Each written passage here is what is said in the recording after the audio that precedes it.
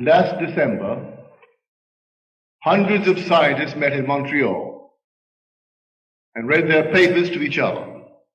Naturally, the entire world printed what they had to say. Fortunately for me, the Los Angeles Times carried it daily.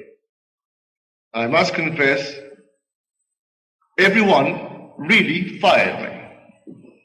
But one in particular interested me. And this scientist read a paper on the sperm. He said the sperm remains as much a mystery today as it was when man first became curious about its nature. And then he made this little statement. The sperm somehow easily passes through the surface of an egg, although the outside of the egg has no holes in it, either before or after fertilization. Well, that fired me. On the morning of the 19th of February, I was lying in bed quite early, thinking of this strange mystery of the sperm and wondering all about it. And suddenly I felt myself detached from this body. I was not in my room, but I was in a room, and the room was sealed. There was no entrance, no exit, just a sealed room. But as I entered it, it became alive, it became animated. Then I thought of my bed, my body, and in one moment I am back on my bed. I thought of another detachment. I'm in an entirely different room, but it's also sealed. How I got in, I do not know, other than I simply imagined myself away from my body. I did not single out the room. The room was completely sealed. No entrance, no exit. Then I thought, here are these unnumbered states of consciousness. You can't number them. You can liken each state to an egg. And every state remains just like the egg until fertilized.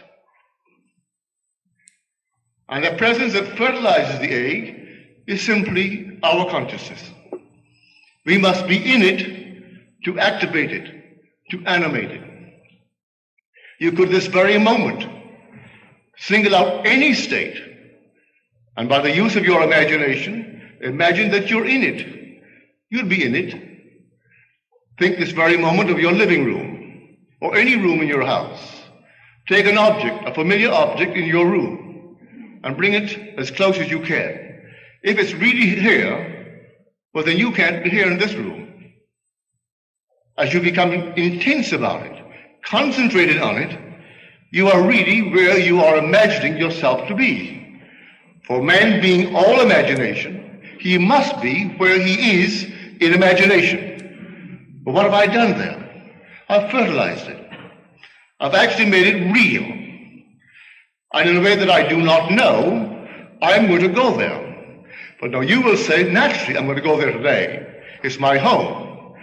I use that only to illustrate a point. You could take any place, no matter where it is, any part of the world. If you did the same thing to it that you would now do to your home, you will find yourself compelled to move across a bridge of incident leading up to the fulfillment of that state. You don't devise the means, but there's so many little facets to this wonderful art of imagining. I'll tell you one to show you the danger. When one wants one thing above all things in this world, and they're willing to sacrifice their moral, ethical code, in fact, every code. It also works. That's why I warned you in my last book, I can only acquaint you with the law and leave you to your choice and its risk. And I mean risk. I call this lady a friend. She is a friend. I'm not here to judge anyone in the world. And she is my friend living in New York City. When she was a young girl, she was as poor as a church mouse. She had nothing. Her only claim to recognition was the fact she descended physically from the Adamses, our presidents. And she was very proud of that fact, very proud. But she had no money. The one thing she wanted above everything in this world was money. And I don't mean a few $100,000. I mean money, in the true sense of the word. To the disgust of her parents, she used to always pretend she had fabulous fortunes. She is not, may I say, a good-looking lady, either in form or in feature. Nice in many other respects, but you could never accuse her of being a beautiful woman. But nevertheless, she dreamed this state, and she just simply wanted money. At a party one day, she met a young man, just a few years her senior. He had money, multiple millions. She had nothing. She had a physical line leading to the Adamses. He had oodles of money. His line led to one of the bishops of New York State. I do not say this to in any way discourage you in your admiration of some bishop or some man of the cloth, but his grandfather was a bishop in New York State. He knew all the lovely parcels of, well, real estate, where tomorrow, if he could hold on to it, what it would be worth. And so here's a bishop of the church. Instead of taking care of his flock, he was taking care of his pocket. And he left millions to this man's father, who in turn left it to him. My friend only wanted money. And so in no time flat, they got married.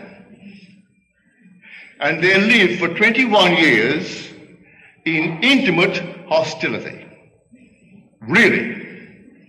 Solid beyond measure. I wouldn't dare discuss it from the platform.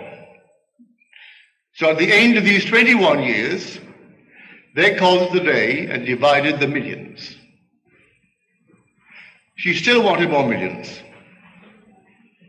She could open Tiffany with her diamonds and her jewelry. Still wanted more. She had a little cousin who always worked for a salary. But he got in on the ground floor when our huge big corporations of the day were being organized. Saved his money. He was a bachelor. He lived alone, very frugal. And he bought a little bit of this stock, a little bit of that, never touched it. It split and split and split and split.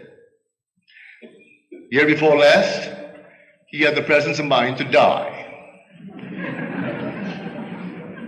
The only member of his family that would ever see him was this lady. She knew in some strange way he had money. She would bring him home for an occasional dinner, would call him on the phone. So when they found his will, she was the only member of the family named in the will. He has other first cousins, but they were above it all. They came from the Adamses. And he must be on the outside or something. But he was not what they would cultivate. When the will was read, my friend and my friend alone got it. The last estimate, they're still finding it. He put it in this bank, in that box, in the other box, well over $1 million. The stocks and bonds are worth, and she got it all.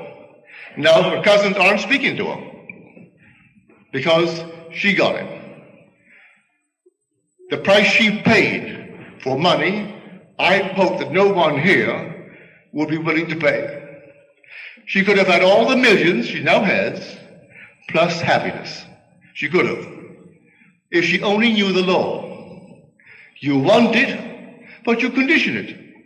You want it with dignity. That statement of Millikan. I have a lavish, steady, dependable income, consistent with integrity and mutual benefit. That's our great Millikan. He was a poor boy too, and he grew tired of his poverty. And the story is told me by the one who interviewed him after he got the prize, the Nobel Prize, in this cosmic ray studies. And he said to her, the interviewer, I was a poor boy, raised in a nice environment. My father was a traveling minister. He had no money, but he gave us good books. We were always playing games, a strong body and a strong mind. But he had a code, a decent code. And so I wanted money, but I wanted it in this manner. So I locked myself in a room one day. I did not have even a glass of water for 16 hours. And in that interval, I repeated over and over and over to myself this thought that I wrote out. I have, in the present tense, I have a lavish, steady, dependable income, consistent with integrity and mutual benefit. Well, he certainly earned it. He had all these things when he died. He had the respect of the world. He gave to the world as much or more than they gave to him. Yes, he had millions, but look what he gave to the world. That's how he wanted it. My friend could have done something similar, but no, she wanted money. And she was willing to pay the price, any price, and how she has paid it.